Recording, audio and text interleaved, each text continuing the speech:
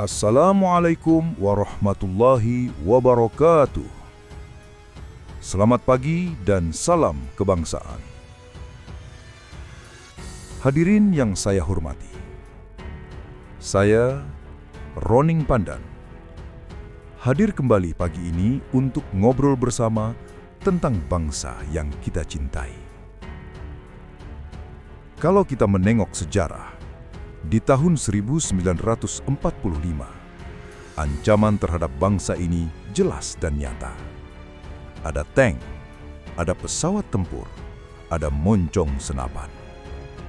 Musuhnya terlihat, dan para pejuang tahu apa yang harus mereka hadapi. Dengan segala keterbatasan, mereka berdiri tegak, mereka melawan, dan mereka menang. Karena satu hal, mereka punya jiwa dan semangat merdeka yang tidak bisa ditaklukkan.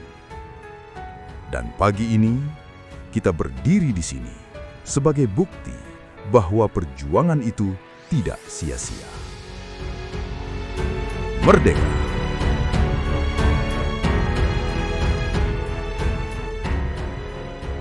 Kalau penjajahan dulu menyerang wilayah, hari ini yang diserang adalah pikiran. Dulu penjajah ingin menguasai tanah Indonesia. Sekarang ada kekuatan yang ingin menguasai cara berpikir, membentuk persepsi, bahkan mengarahkan perilaku masyarakat kita. Karena mereka paham satu hal, kalau pikiran sudah dikuasai, tanpa disadari, identitas bangsa akan runtuh pelan-pelan. Dan yang membuat ini berbahaya, serangan ini seringkali tidak kita sadari.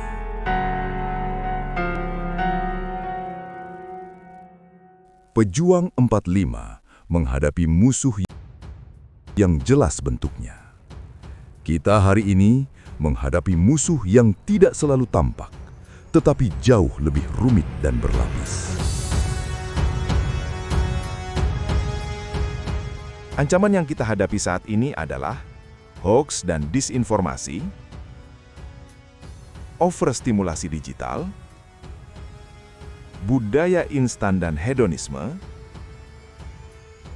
polarisasi dan echo chamber, serta narkoba, radikalisme, dan kriminalitas digital. Ancaman-ancaman ini saling menguatkan. Jika dibiarkan, pelan-pelan menggerus jati diri bangsa. Karena itu, mari kita lihat satu persatu. Ancaman pertama adalah hoax dan disinformasi. Ini senjata baru, bukan untuk melukai tubuh, tetapi untuk mengacaukan pikiran dan merusak kepercayaan publik. Ketika hoax menyebar, yang rusak bukan hanya akal sehat, tetapi juga kepercayaan antar warga. Hari ini, dengan deepfake, orang bisa percaya sesuatu yang sebenarnya tidak pernah terjadi. Ini bukan masalah sepele, ini ancaman serius bagi persatuan bangsa. Ancaman kedua adalah overstimulasi digital. Dari bangun tidur sampai tidur lagi, kita diserang kebisingan digital. Dulu orang diserang bom fisik, sekarang kita diserang bom notifikasi. Algoritma dirancang untuk membuat kita ketagihan. Akibatnya, fokus menurun, mental lelah, dan kemampuan analisis melemah. Ini berbahaya bagi ketahanan bangsa. Ancaman ketiga adalah budaya instan dan hedonisme. Kesuksesan sekejap, viral, flexing, dianggap prestasi. Padahal bangsa ini merdeka bukan karena jalan pintas, tetapi karena ketabahan, kesabaran, dan perjuangan panjang. Budaya instan ini pelan-pelan menggerus mental kejuangan generasi muda. Ancaman keempat adalah polarisasi dan echo chamber. Dulu musuh datang dari luar, sekarang musuh diciptakan dari sesama anak bangsa sendiri. Algoritma memisahkan kita secara perlahan. Orang hanya melihat pendapat yang serupa dan menganggap yang berbeda sebagai musuh. Tanpa sadar, kita dimanipulasi untuk bermusuhan dengan saudara sebangsa.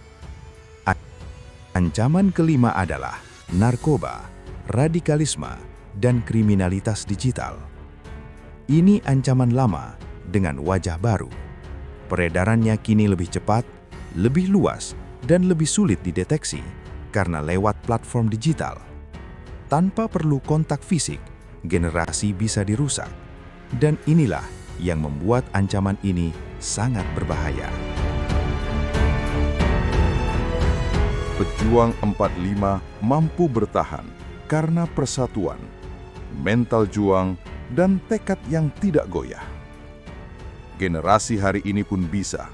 Syaratnya satu, kita sadar bahwa ancaman sekarang tidak selalu terlihat. Kalau pejuang 45 bisa bertahan, pertanyaannya, bagaimana dengan kita? Apa kontribusi kita hari ini untuk bangsa ini? Karena itulah, generasi 45 mewariskan JSN 45 kepada kita. JSN 45 bukan untuk masa lalu, tetapi untuk menjaga masa depan bangsa di tengah ancaman yang semakin halus. Di episode berikutnya, kita akan melihat mengapa JSN 45 sangat penting untuk generasi hari ini. Demikian obrolan kita hari ini. Kita menyadari tidak ada gading yang tak retak. Atas segala kekurangan, saya mohon maaf. Wabillahi taufik wal hidayah. Wassalamualaikum warahmatullahi wabarakatuh. Selamat siang dan merdeka, merdeka, merdeka.